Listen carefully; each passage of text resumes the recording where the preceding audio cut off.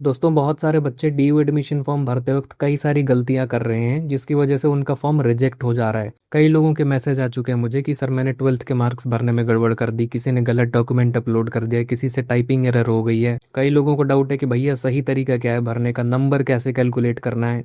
तो वीडियो में लास्ट तक बने रहो, सारे प्रॉब्लम्स तुम्हारी इसी वीडियो में सॉल्व कर दूंगा। स्किप मत कर देना, वरना अगर फॉर्म भरने में तुमने कोई गड़बड़ कर दी तो बाद में एडमिशन रिजेक्ट हो जाएगा। अब देखो, पहला डाउट तो ये आ रहा है सबको कि भैया हमें 10th की परसेंटेज 6 सब्जेक्ट की लेके निकालनी है या 5 सब्जेक्ट की। तो देखो, मैं तुम्हें साफ साफ बता देता हूँ, मार्कशीट में जितने सब्जेक्ट लिखे हुए हैं सबके टोटल करके तब परसेंटेज निकालना।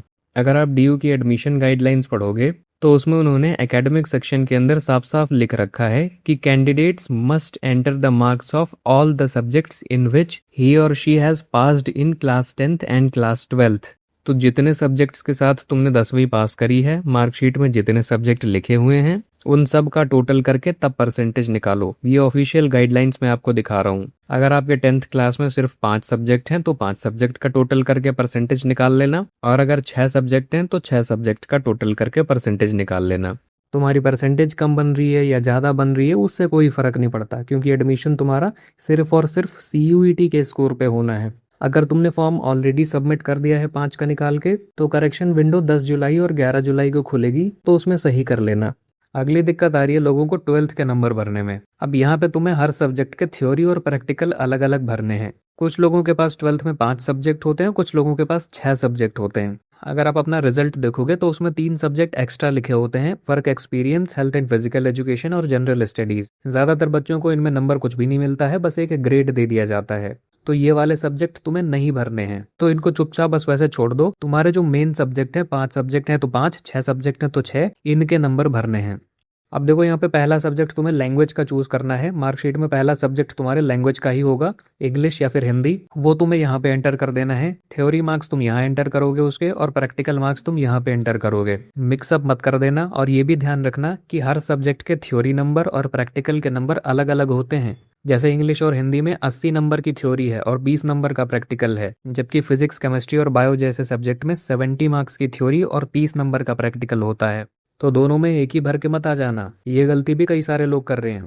कंफ्यूजन ना हो इसके लिए आप इस टेबल का स्क्रीनशॉट ले सकते हो। इसमें मैंने साफ साफ लिख दिया है कि किस सब्जेक्ट की थ्योरी और प्रैक्टिकल कितने कितने नंबर का है, अलग अलग। ठीक है। अब देखो, CBSE बोर्ड वाले बच्चों के लिए तो ये नंबर बिल्कुल करेक्ट है, पर हो सकता है अगर आपने किसी और बोर्ड से पढ़ाई की हो तो वहाँ के रूल्स अलग रहे हों। तो एक बार रिसर्च कर लीजिएगा उस पर। ज़्यादातर केसेस में आपकी मार्कशीट में ही लिखा होता है कि मैक्सिमम मार्क्स कितने हैं।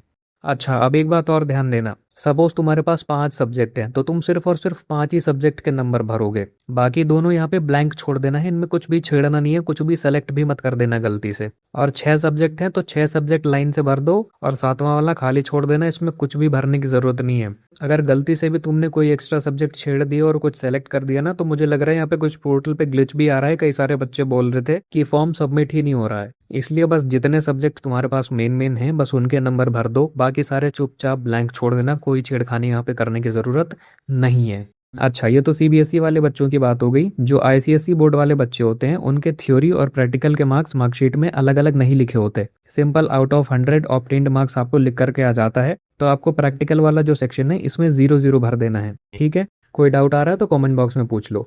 अगली समस्या सर्टिफिकेट वाले सेक्शन में आ रही है। जो ICSE बोर्ड वाले बच्चे हैं ना, उनका सर्टिफिकेट और मार्कशीट दोनों अलग अलग आती है। एक पास सर्टिफिकेट मिलता है और एक मार्कशीट मिलती है। पास सर्टिफिकेट वाला तुम यहाँ पे अपलोड करोगे और मार्कशीट तुम यहाँ पे अपलोड करोगे। दोनों तुम्हें अलग अलग करने हैं। अगर तुम्हें सिर्फ मार्कशीट मिली है तो दोनों जगह मार्कशीट अपलोड कर दो। CBSE वाले बच्चों को सिर्फ मार्कशीट मिलती है तो तुम्हें दोनों जगह मार्कशीट अपलोड कर देनी है। कोई दिक्कत आने वाली नहीं है इससे। ठीक है। कुछ लोग इसमें ये भी पूछ रहे हैं कि भैया सेल्फ अटेस्ट करके अपलोड करना है या सीधे अपलोड कर दें। तो देखो, ऑफिशियल गाइडलाइंस में कहीं पे भी ये स्ट्रिक्टली मेंशन नहीं किया गया है कि आपको सेल्फ अटेस्ट करके ही अपलोड करना है। हालांकि अगर आप सेल्फ अटेस्ट करके अपलोड करते हो तो भी कोई दिक्कत नहीं आने वाली है, और बिना सेल्फ अटेस्ट किए भी अपलोड करोगे तो भी कोई समस्या नहीं है। जिन लोगों ने 12th में रीवैल्यूएशन के लिए अप्लाई किया था, अगर तुम्हारा रीवैल्यूएशन का रिजल्ट आ गया है तो तुम्हारी डिजीलॉकर की मार्कशीट में भी नंबर अपडेट हो गए होंगे। एक बार डिजीलॉकर की मार्कशीट अपनी रिफ्रेश कर लेना, उसमें तुम्हारे नए नंबर दिखने लग जाएंगे। और जो अपडेटेड मार्कशीट है ना, वो तुम अपलोड करोगे 12th वाले में। कुछ लोगों को स्पोर्ट्स सर्टिफिकेट और मेडिकल सर्टिफिकेट भी अपलोड करने को कहा जा रहा है। अब देखो ये दिक्कत इसलिए हो रही है क्योंकि तुमने एक गलती कर दी है। आप यहाँ पे ऊपर पर्सनल डिटेल वाले सेक्शन पे आएंगे तो यहाँ पे एक जगह एडिशनल इन्फॉर्मेशन लिखा हुआ है जिसमें तुम्हें 3 चीजें सेलेक्ट करने को कही जा रही हैं। अब यहाँ पे जो थर्ड वाला ऑप्शन है इसमें तुमसे ये पूछ रहा है कि physical education, health education and sports, क्या तुम इस कोर्स में एडमिशन लेना चाहते हो? तो यहाँ पे तुमने हाँ भर दिया होगा, इसलिए तुमसे स्पोर्ट्स सर्टिफिकेट और मेडिकल सर्टिफिकेट मांगा जा रहा है। अगर तुम्हारे पास सर्टिफिकेट नहीं है तो चुपचाप तुम यहाँ पे नो सेलेक्ट कर दो, तुम्हें इस कोर्स में एडमिशन नहीं लेना है, ठीक है। इसके बाद यहाँ पे सर्टिफिकेट अपलोड का ऑप्शन अपने आप चला जाएगा। जो बच्चे फिजिकल एजुकेशन, हेल्थ एजुकेशन और स्पोर्ट्स में एडमिशन लेना चाहते हैं उनको सर्टिफिकेट अपलोड करना ही पड़ेगा।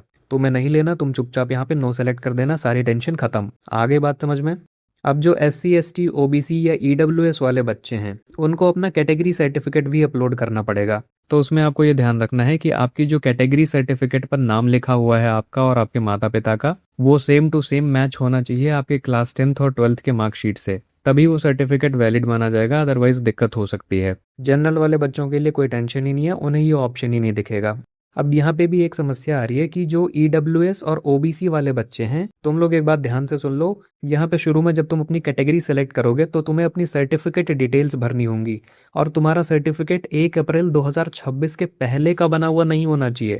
लेटेस्ट सर्टिफिकेट चाहिए, 1 अप्रैल 2026 के बाद का बना हुआ। अगर तुम्हारा पुराना EWS या OBC का सर्टिफिकेट है तो वो नहीं चलेगा, क्योंकि यहाँ तुम डेट ही नहीं सेलेक्ट कर पाओगे। तुम्हें यहाँ पे इशू डेट पूछी जा रही है कि भाई तुम्हारा सर्टिफिकेट कब बना हुआ है, तो यहाँ पे 1 अप्रैल 2026 के पहले की डेट ही नहीं आ रही, ठीक है। तो तुम्हारे लिए एक सोल्यूशन बता देता हूँ। सबसे पहले तुम अपना कैटेगरी सर्टिफिकेट रिन्यूअल के लिए तुरंत अप्लाई कर दो, फिर तुम्हें एक एक्नॉलेजमेंट रिसिप्ट मिल जाएगी। उसके बाद यहाँ पे आके जिस दिन एक्नॉलेजमेंट स्लिप मिली है वही डेट सेलेक्ट कर देना, बाकी ये सब डिटेल्स पुराने वाले में से ही भर देना। और जब आप अपना सर्टिफिकेट अपलोड करोगे तो वो पुराना वाला प्लस एक्नॉलेजमेंट स्लिप, ये दोनों की फोटो एक ही साथ खींच के तब उसको एक ही इमेज में अपलोड कर देना। अब देखो सर्टिफिकेट रिन्यू होने में 10-15 दिन लग जाएंगे। मान लो अगर तुम्हें कोई सीट अलॉट हो गई तो उसके बाद कॉलेज तुम्हारा एप्लीकेशन ऑनलाइन वेरीफाई करेगा, फिर तुमसे नया सर्टिफिकेट अपलोड करने को कहा जाएगा, तब तुम उसे बाद में अपडेट कर देना, ठीक है।